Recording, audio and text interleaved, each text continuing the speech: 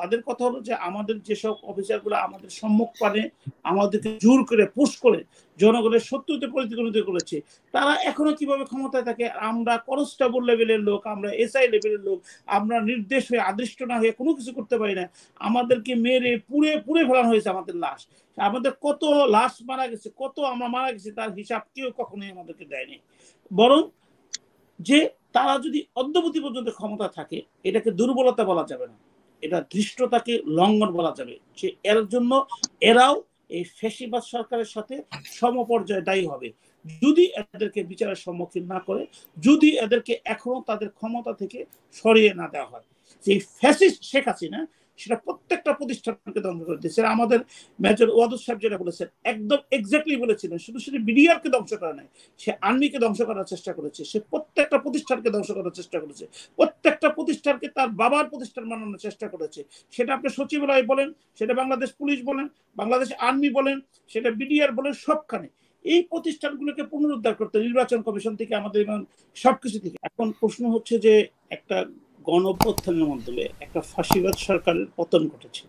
সেই ফাঁসিবাদ কিভাবে হয়েছে? তার মূল কারণটা হয়েছে যে জনগণের ভোটটাকে সে ভোট দিতে দেননি, না দিয়ে, এবং কি বিরোধী দল যে দাবিটা, যেটা সে তত্ত্বাবধায়ক সরকারের মাধ্যমে ক্ষমতায় এসেছিল, সেই তত্ত্বাবধায়ক সরকারকেই মানে বলা চলে যে নৌকায় পার হয়ে ওই নৌকাকেই সে ডুবিয়ে দিল, দিয়ে একের পর এক জনগণের অধিকারটাকে সে কক্ষগত করে স্বৈরাচার হয়েছে। এই স্বৈরাচার হওয়ার পিছনে বলবো না, একদম সম্মুখে যারা তাকে স্বৈরাচারী করেছে তারা হচ্ছে প্রশাসন।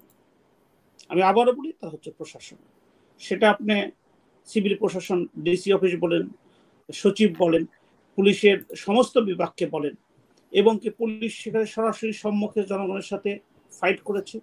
আর তাদেরকে যোগান দিয়েছে, যেমন ডিসি অফিস, ডিসি গুলা তারা রিটার্নিং অফিসার ছিল, এসপি সাহেবরা, তারা তাদের পদোন্নতি পাওয়ার একটা রিকোয়ারমেন্ট ছিল যে আমি কিভাবে আন্দোলনকে দমালাম। তার মানে এই স্বরাষ্ট্র মন্ত্রণালয় এবং জনসংস্থাপন মন্ত্রণালয় তারা হচ্ছে সবচেয়ে বেশি দায়ী এই সরকারটাকে এই ফ্যাসিবাদ হিসেবে পরিচালিত করার জন্য। এখন জনগণ মানে কি? আমার আপনার সকলের একটা প্রশ্ন, যে ফ্যাসিবাদ সরকার, যে সচিব, স্বরাষ্ট্র সচিব ছিল, যার নির্দেশে, যার আদেশে আদৃশ্য হয়ে যে আজ জনগণের পক্ষে সরাসরি গুলি করেছে, হেলিকপ্টার দিয়ে আমাদেরকে মেরে ফেলেছে আন্দোলনকারীদেরকে, একটা বৈধ, একটা নিরস্ত্র, তারা যদি এখনো ক্ষমতায় থাকে, তাহলে শুধু এদেরকে আশ্রয়দাতা বলা যাবে না, যারা ক্ষমতায় রাখছে তাদেরকেও বলা হবে সেই ফ্যাসিবাদ সরকারের তারা দূষণ, অর্থাৎ তারাও এই বিচারের সম্মুখীন হবে। কেন তাদেরকে এখনো আইনের সম্মুখীন করা হচ্ছে না? এখানে আরেকটি কোশ্চেন জনগণের সম্মুখে আসছে, বিশেষ করে আমরা যারা এডুকেটেড, যারা আমরা সমাজ সচেতন, যে আমি বিশেষ করে আইনজীবী হিসাবে যেটা আপনাকে এটা না বলতেই হবে আমাকে, যে আমরা নর্মালি এই হুকুমের আদেশ, মানে হুকুমে যাদেরকে হত্যা করা হয়, মানে হুকুমের আদেশে যারা করে, তাদেরকে কিন্তু আমরা ধরতে পারি না, প্রুফ করে তাদেরকে নিয়ে আসতে পারি না। সেই রকম সেরকম মার্ডার কেস, শত শত মার্ডার কেসে একটা কেসে দেখলাম 819 জন আসামি, দুটো মার্ডার কেসে। এটা এই যে আপনার গাজীপুর কালিয়াকুড়ি হয়েছে। এখন এগুলো হচ্ছে জনগণের দৃষ্টিভঙ্গি অন্যদিকে চেঞ্জ করা হচ্ছে।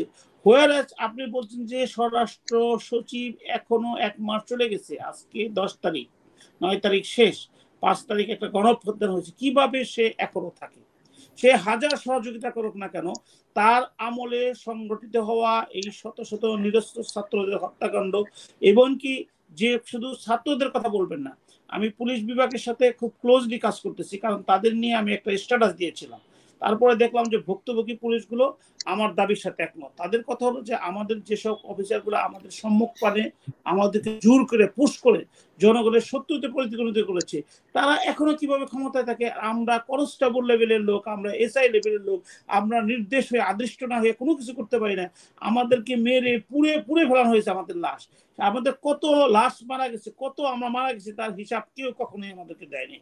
বরং যে তারা যদি অদ্যাবধি পর্যন্ত ক্ষমতা থাকে, এটাকে দুর্বলতা বলা যাবে না, এটা ধৃষ্টতাকে লঙ্ঘন বলা যাবে। যে এর জন্য এরাও এই ফ্যাসিবাদ সরকারের সাথে সমপর্যায়ে দায়ী হবে যদি এদেরকে বিচারের সম্মুখীন না করে, যদি এদেরকে এখনো তাদের ক্ষমতা থেকে সরিয়ে না দেওয়া হয়।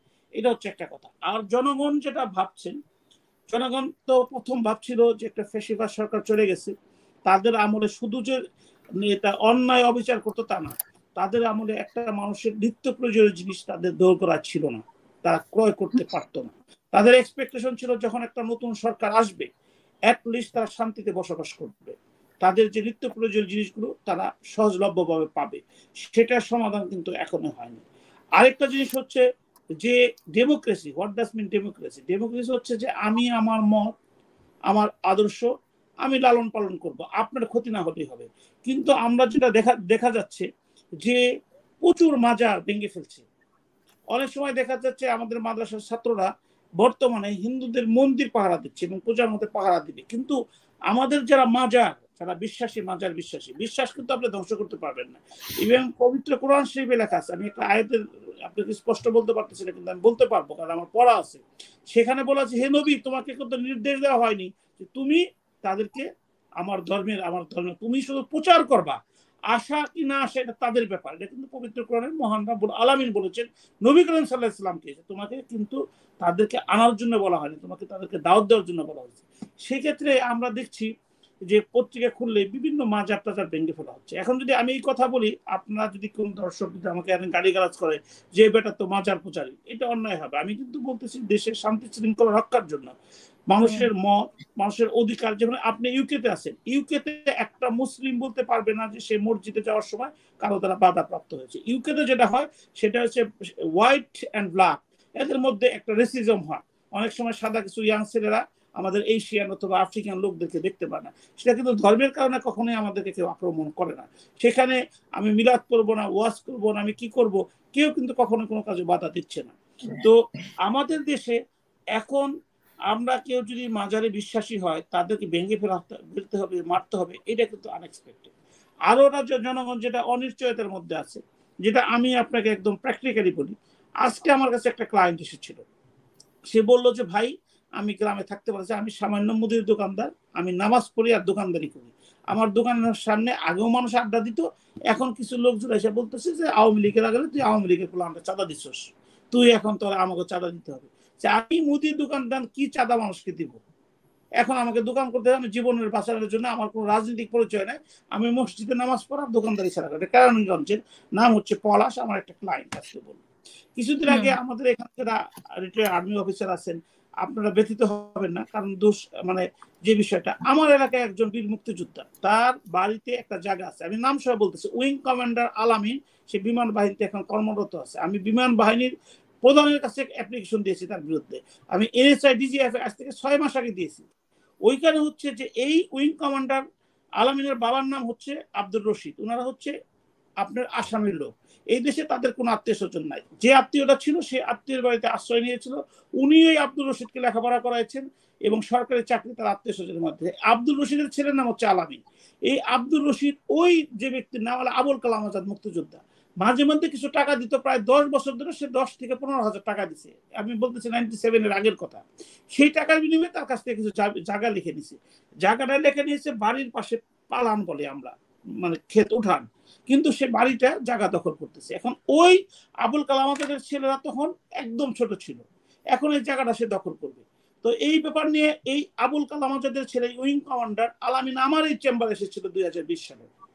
আমি বললাম যে আপনার বাবা যে জায়গায় জায়গা কিনছে সেটা তো কেউ বাধা দিচ্ছে না, আপনারা কেন এই লোকগুলোকে অত্যাচার করতেছে?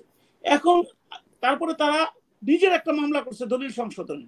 এই দলিল সংশোধনের মামলা থাকা অবস্থায় গত শনিবার, মানে শনিবারে আগের শনিবারে, আমাদের টাঙ্গাইলের যে আর্মি যে মেজর সাহেব দায়িত্ব আছে, ওনার নাম রুহুল আমিন, আমি ওনার সাথে পার্সোনালি কথা বলেছি। তারপরে রুহুল আমিন সাহেব থানাকে প্রভাবিত করার চেষ্টা করছে, প্রেশার ক্রিয়েট করছে, এসিল্যান্ড অফিসকে প্রেশার ক্রিয়েট করছে, ইভেন ইউনোকে প্রেশার ক্রিয়েট করছে, ওই বাড়িটা দখল করতে গেছে।